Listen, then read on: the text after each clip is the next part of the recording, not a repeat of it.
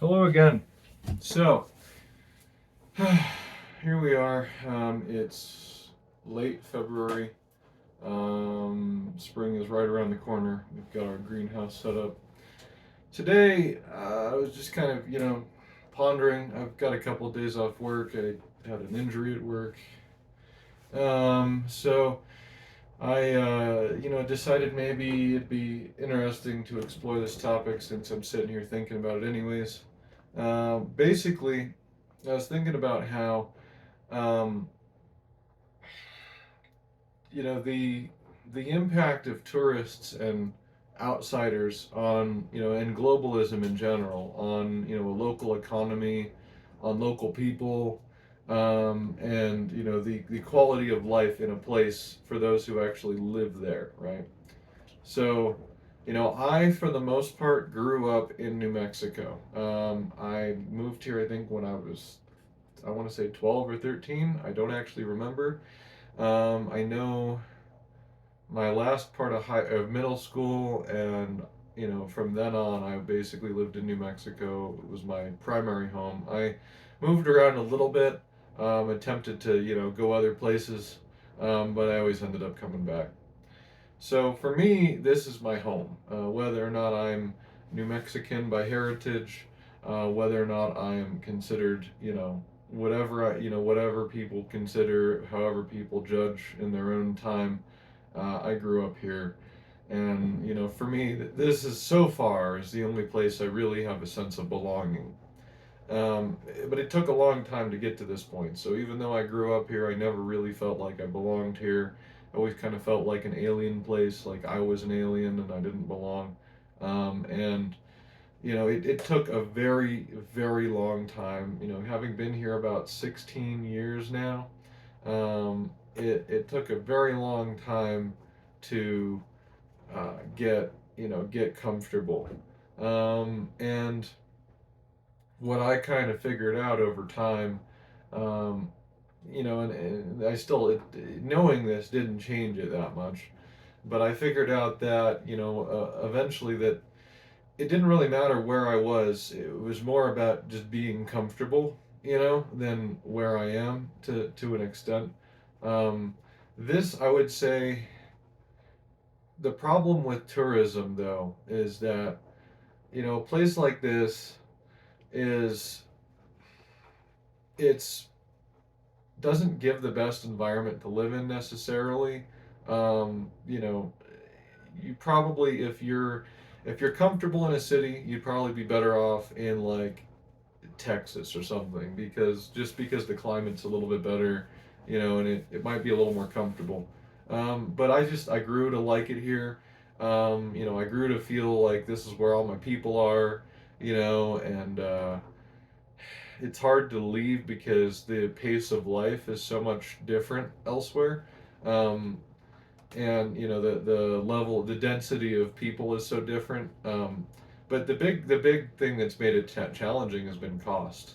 It was really hard to get started in this place, because there's a lot of tourists and a lot of people who just buy homes that never live in them. They either buy them as an investment or they buy them, as I'm going to come here for a week out of the year. And bigger issue is that a lot of those people tend to feel like they're entitled. They're like, well, I own a home here now, and so I'm better than everyone that lives here. Um, Even if the people who live here full time, and you know, theoretically, those people should take some kind of precedence, um, because they put the effort in here locally to build up this place locally. And that I think is important, right? So I'm not necessarily against tourism. What I find challenging is the negative impact that it has on a local economy, that kind of depressant effect it has on a local economy. A place that could be successful maybe isn't because everything is geared towards tourism. Successful on its own, on its own merits, um, rather than just being, everything being about what can I sell to the tourists, right? Because if you're here in a profession where you can't sell your profession to the tourist, you're going to make less money than you would elsewhere. It's just that simple. And so those people tend to leave. Those people tend to feel like held back, and I would say, being in IT, there is a caveat, and that's that I've gotten out of state jobs that paid a lot better. Every job I've gotten just about from a company that was not in New Mexico, was significantly better than what I've been able to find here. Um, I mean, we're talking $10, $20 an hour more than what you make here at the same exact job, and less workload typically. Um, but it's also strange because when you work for those types of places, you never really get to relate to your coworkers that well because the only people that you relate to are the people that are from a similar environment, right? And most people aren't, so they don't understand, the mannerisms, the culture, and kind of like they don't know what your background is, and so you're kind of a weird outlier to them. Um, but that I mean that's okay. The problem is when people that don't live here come and they have that mindset, and because they don't live here, they never really get into. I think places kind of have a certain underlying vibration to them. They have a certain way of life that is, that they're designed for. And so if you don't, live that way, you're kind of at odds with everybody that lives in the place. And I just felt a little bit of a raindrop on me, so I don't know that this structure is that sound. Whatever, we'll fix it later. Um, but when I'm not injured, I'll fix it. Um, but this place is, you know, the people that lived here, right where I am, right here, right now, before, before even after colonization, uh, it was mostly independent little groups of people that sustained themselves. They grew their own food, and they had their own life, and they had their own culture, and they were more or less cut off from the outside world. They had a little bit of connection to the outside world, but they did their own thing, right? And so new people come in, California, Texas, and they're just looking to have a good time. But they don't know, the reality of what it is to live in this place. Um, and I think bigger than that, what can really have a negative impact, a depressing impact on someone is, the way you're treated by these tourists, right? So they tend to treat everybody who grew up here, and they'll come live here full time and do this. Um, they treat you like you're a scumbag because you live in a small house or a trailer, and you're not in a wealthy neighborhood where the tourists live. And it's like, imagine, if you were in a foreign country and you did that same thing. That would be very, bad. I don't know what word to use. It'd be rude, right? Because you're moving somewhere, you're upending to some extent, contributing to the problem, contributing to, essentially the removal of the bottom rungs of the ladder, right? So if you start off kind of with nothing, and you're always struggling just to have the most basic things you need for survival, it's really, really hard to like start your own business and be successful, or to, maybe leave and go somewhere else and seek better opportunity, or um, develop skills. Here I am, 16 years into this thing, right? And oh, it's raining. That's what it is. 16 years into this thing, and I still barely am stable. I mean, we live in a pretty cheap house. We don't have the best land. I mean, we're gonna make something of this. We're not gonna just let it be nothing. But here I am also with carpal tunnel in both wrists. And three back surgeries. So far, and I'm not even 30 yet. So I've leaned into this thing of living here because, well, the biggest reason is just once I get to a place, I don't really want to leave, and I'd rather learn how to live here and be comfortable here than uproot myself. This whole thought process came because, for a while I've been looking at Hawaii from afar and still haven't even had a chance to go. I haven't had a vacation in 3 years. No, I mean, I haven't had a vacation since basically started working as a professional. I haven't really had a real vacation in my life where I'm taking time off of trying to get somewhere in life and instead just relaxing. Haven't really ever had one of those, right? And I'm not proud of that. I'm not like sitting here like, oh, all I want is to not, to just work and work and work and work. Like, no, that's not my goal. It's just that I haven't had a chance to have a vacation. I've done my best to hustle and try to get somewhere in life, and I really haven't been. Right now I'm gonna have like a couple weeks where I don't have to do anything and I don't have any money. It's all my money has to go to paying bills because that little gap in paychecks is enough that every penny is gonna go into bills, and I'll probably still, come out with some debt or something that I have to then pay off with the next job. And I'm working on my own business. Really leaning into that, trying to get that going. But at the end of the day, it's like it feels often like no matter how hard I work, no matter how much effort I put in, or how good my idea is, it's still really challenging to get anywhere because the people that come in and the people that kind of set the market prices of things, and the just the market rate of everything, they tend to have a lot more money to start with. They come in with 50 or $100,000 or whatever, and they think that that's nothing. They think that that's pennies. If I had that, that would completely change my life. Send me to the freaking stratosphere and pay off my house. You know, so it's dramatically different when you start off in a place that's kind of economically depressed, trying to get anywhere else. And I've been offered opportunities elsewhere. The problem is I'm not well adapted to those places. My dad doesn't live here, and he has a few times tried to give me opportunities to leave, go elsewhere, get a job somewhere else, but I do so poorly at those jobs every time. It's always like, I'm always at odds with everyone because I'm just a weird, outsider to them.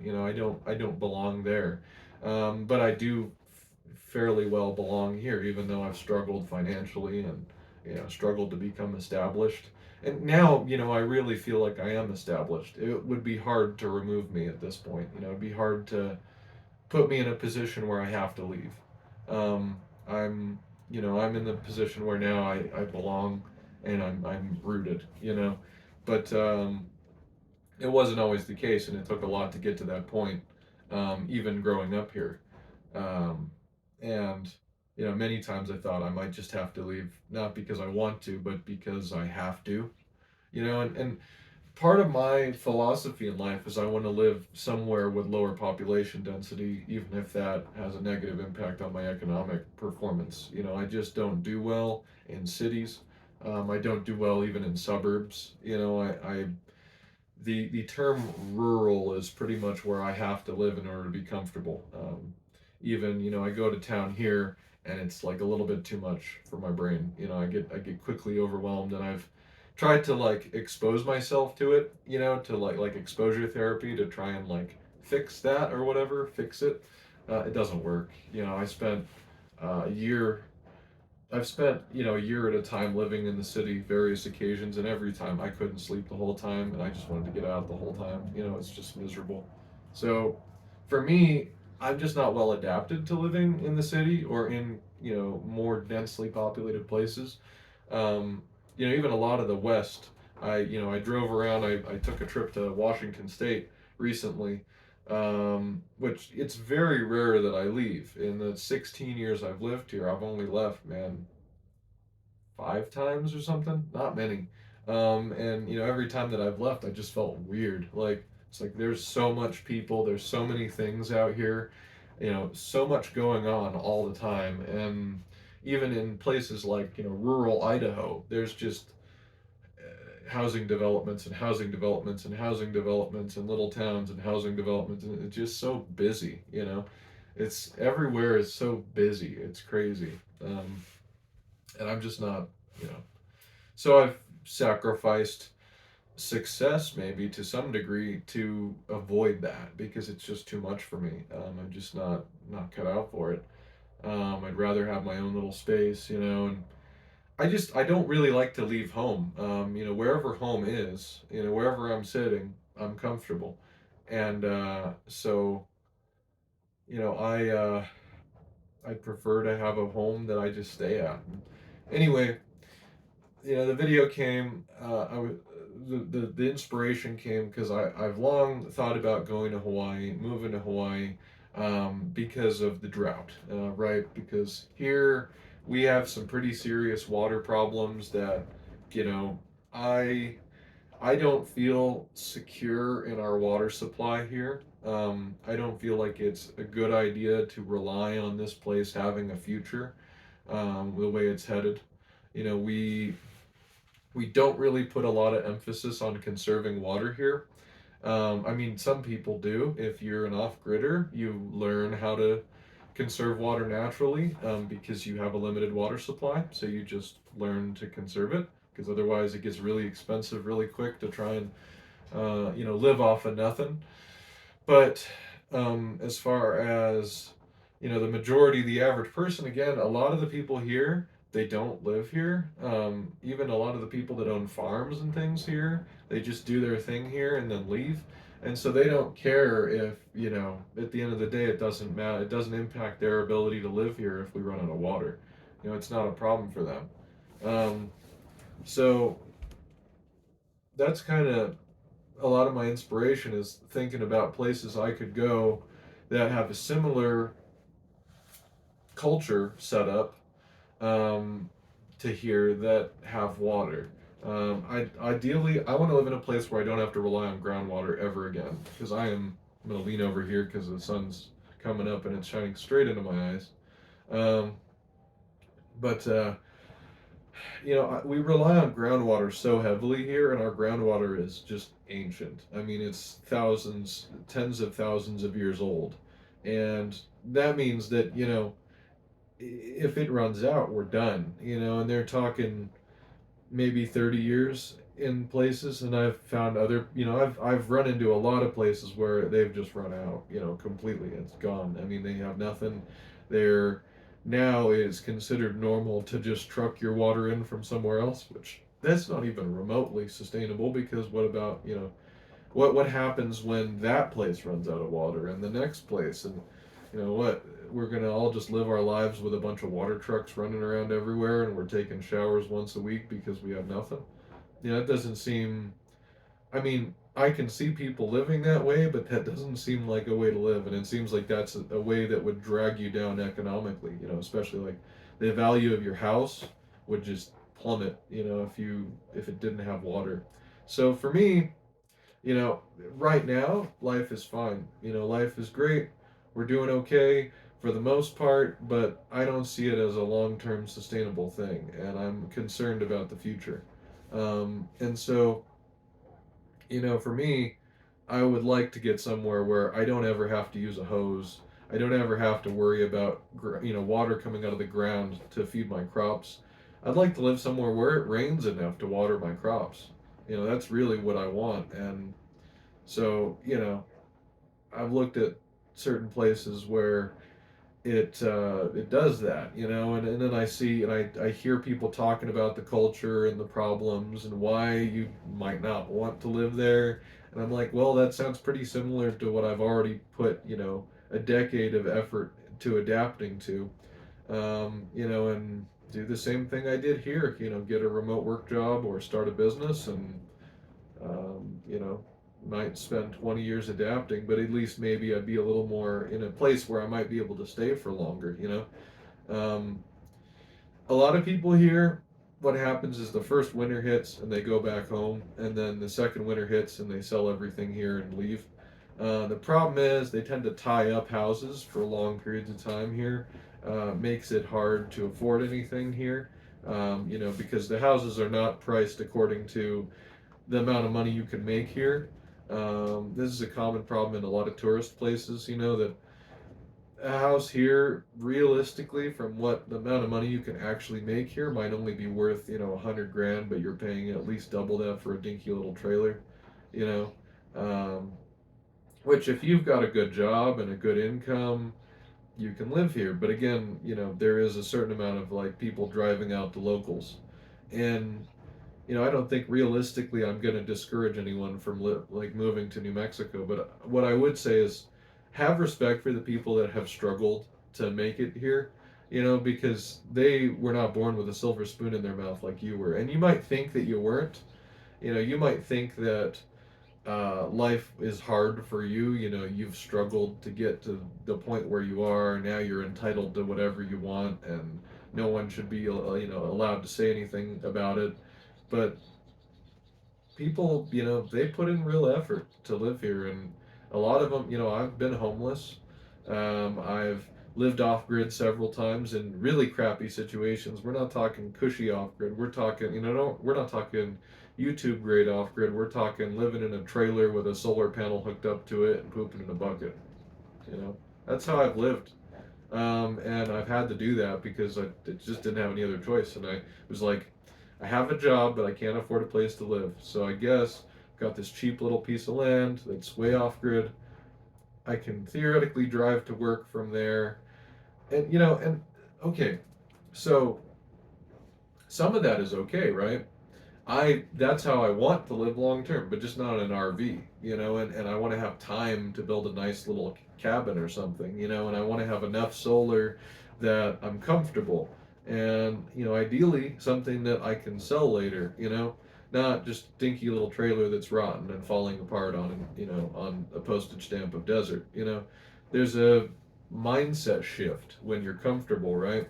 When you're uncomfortable, everything is a struggle. So I would say just don't treat people who have had to struggle to make it like crap. Don't treat them like they're scumbags because they've had to struggle. Because the way I perceive the Californian mindset, the Texan mindset, is like they treat you almost like you must have done something wrong in a past life to deserve struggling and being poor, and they just kind of shrug it off like whatever, it's not my problem. And it's like, yeah, but it is though, because you had what you needed where you were, and you came here so that you could live here for cheap, so you could save money.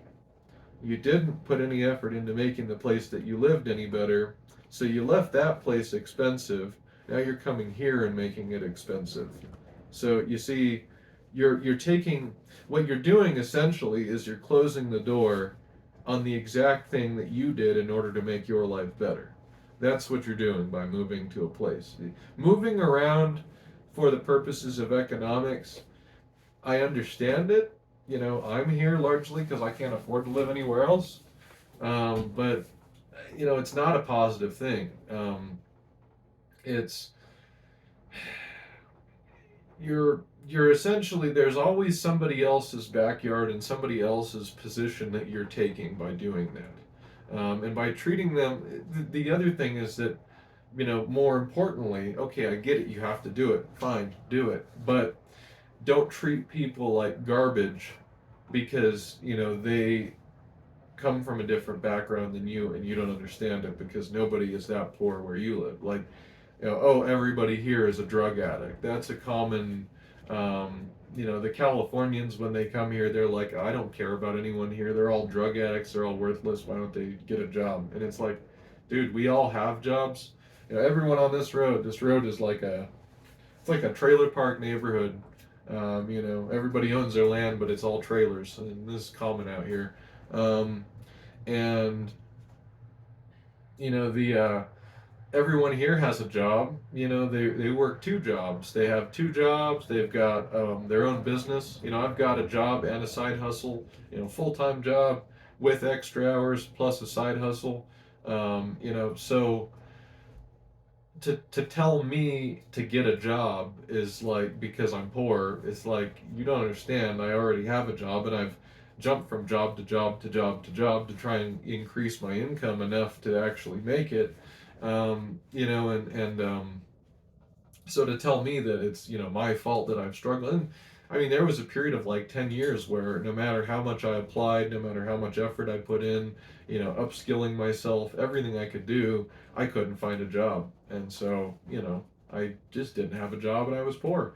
And now I would say I've transitioned from poor to broke. So I now have enough income to make something out of it, but it's a challenge to manage that because I've accumulated so much injury and so much just financial grossness from being poor that now I have to kind of dig out of the hole, climb out of the hole, so to speak. And so I'm still climbing out of the hole. But I've gone from poor to broke. But that transition, man, it took years and years and years and years and tons of work and a lot of injury. And, the Californian coming here, they didn't have to injure themselves, potentially slightly disable themselves for the rest of their life, or for me, in my case, significantly. I mean, my back is ruined. And I think maybe I can fix it. I'm going to work on it, but I may be working on it the rest of my life. And that might just be how things are. And it all stemmed from, being poor for a long time. So to treat me like a scumbag because I grew up here and I did my best, and I came from a very smart family, where my whole family are scientific, scientists and computer people, and we're smart people, no question. But we still have struggled to make it. So to treat me like I'm a piece of crap because I don't have $1 million in my bank account just sitting there, on day one, and it's just the universal, seems like the California mindset is that everyone who doesn't have $1 million in their bank account is a scumbag, that, or that $100,000 is just, you know you just burn that, who cares, nobody needs that, like that would literally pay off my house, you know so and it would change my life completely. So don't act like that. Realize that you have a lot. You've got a lot, and that also that don't be entitled because where you came from made you wealthier. It wasn't just you and your hard work that made you wealthier. I think that's a common misconception. I've seen a lot of Californians that they don't do anything. They don't put any effort into life. They just have what they need. And it's like, I could see getting there if you've got a lot of money to start with. See, so it kind of just stinks of trust fund. It's like, okay, so you're a trust fund kid. You're coming here and you're treating me like scum because I don't have a trust fund. Like I mean, that's some racism. That's some like your genes are not the same as my genes, so you're a piece of crap. And it's like, why are you like that? I don't It's not fair of me to assume you're a scumbag because you're from California. So why do you assume I'm a scumbag because I'm from a place that you moved to? Treat it like it's a foreign country. Treat it like you know nothing about it. This is not America. Forget about America, right? Because they're all separate states. And every state, we know this. We all know this. Every state has its own separate identity. Every state has its own separate way of life, its own variables, its own economic things, and they were all stolen land to begin with. So don't treat it like everywhere you go is Target, Walmart, America. Like it's not. It's everywhere you go is a different place. Everywhere you go has different people. Those people have lives. They've lived lives. They've done things in their lives, and they've put in effort. So it's not fair of you migrating from somewhere with a lot of wealth to somewhere with not a lot of wealth to suddenly uh, treat everyone there like scum and like they should just go somewhere else because I like it here and I don't want them here. Why are they here? They make it dirty. They make it gross. They got piles of junk in their yard. Why? Why me? Why do I have to live around people like that? Well, you chose it. You chose to live around people like that. Now you want to change it. So you come into a place, you colonize, and then you want to change it. It's like it's a pattern as old as time. Um, and we're smart enough, I think, I hope, humans are smart enough at this point to recognize a pattern like that and to stop doing it. Because it's not fair to anybody to do that. And it's just it's screwed up. It's wrong to uproot people just because you want to be somewhere that they are too. When I think about moving to Hawaii, I'm gonna do my damnedest to learn every word of Hawaiian I can, to understand and support as much as I can. I know they don't need me to support them. I know that. I'm aware of that. But that's all I can do. I'm not gonna move there if I move there. If that's what I do in my life, I'm not gonna move there with the intention of screwing them, or of telling them they need to leave, or that their shipping container house is not good enough. You know why? Because I'll probably live in a shipping container too, or I might. So I'm not going to move in and tell them that they're a piece of crap just because they live in a shipping container or whatever it is, because that's wrong. I mean, it's colonization, and we're now in a decolonization era, and yet we have Americans inside America colonizing other states. It's screwed up, and it's the biggest issue personally that I think I've faced in my life here trying to make it, because I've got a work ethic. I've got many injuries work ethic. I work too hard. I work harder than I should, and that's not good. Again, I'm not proud of that, but I've got the work ethic. I think if anything, I've earned a life. And a right to a life, right? Because I'm not. I have put the effort in, and I continue to put the effort in.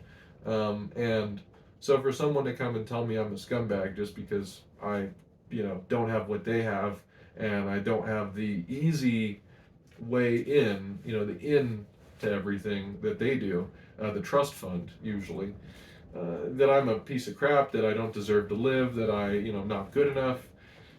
It's wrong. It's not reasonable, and it's a cyclical thing, right? Because I could say, well, you don't deserve to live here. That's not fair. I don't think that's fair. I think everywhere on earth, right, we should accept who exists there, the culture that exists there, the bioculture that exists there. We should accept the whole culture, including the plants and the animals, and learn to live within that without doing too much damage to it. That's the best we can do.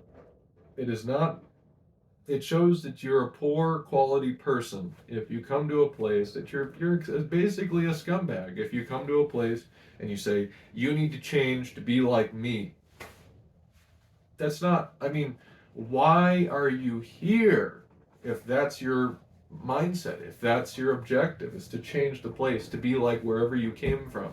They say, I've heard it saying many times, wherever you go, there you are. Bring yourself, but leave behind your BS. Leave behind your judgments, the negative traits. Nobody needs them. We've got our own. We've got our own crap here. We don't need yours. So, I mean, that's basically my message for today. Is that don't colonize places. I understand if you got to move. I might have to move someday. Despite the fact that I'm pretty comfortable sitting in this chair right now, I might have to move someday. I don't know. But don't colonize the place that you're going to. Try to live in it instead of, and be of it rather than taking it over. Accept what's there, become part of it, assimilate. Don't just come in and try to make it assimilate to you, because, well, unfortunately, it does work, but it's a very negative thing, because what it ends up doing is you have this whole country, the United States, where the whole country looks basically the same, and there's, I say that there's different places have different things, yeah, because they do. Naturally, they have different, biomes, and they have naturally different, energies in them, but Americans trying to just homogenize everything, it makes the whole country kind of boring, when you're just, especially along like freeways, when you're driving along any freeway in the US and you just see like the same town and the same town and the same town and the same, it's pretty boring. I mean, And then you come here, to New Mexico, and things are different, right? And then everyone's like, "Ooh, look, it's different. Ooh, I want to go there and experience the different," and then change it into exactly what it was everywhere else. Like, you see the problem. It's it's not good. It's not a healthy thing, and I can say myself, I'm trying to end the martyrdom in my life, but I have been a person that has been damaged by it personally, and I don't like it, and I've seen other people get damaged by it or held back by it, and I don't like it. And these are smart people. These are very capable and intelligent people that just don't have a chance because of inequity, and that's a fundamental issue with the American system is that there's a lot of America that isn't America, and rather than live in it and accept it for what it is, people want to change it to America, and then they uproot the people that were there and remove any opportunity for those people to excel and make it much harder. So, anyway, that's my spiel for today, and I hope it meant something to you. I'm gonna lay in bed today because I am injured as all get out, and I just don't want to. I need to heal. So take care, everybody. Thanks for watching. See you in the next one. Bye bye.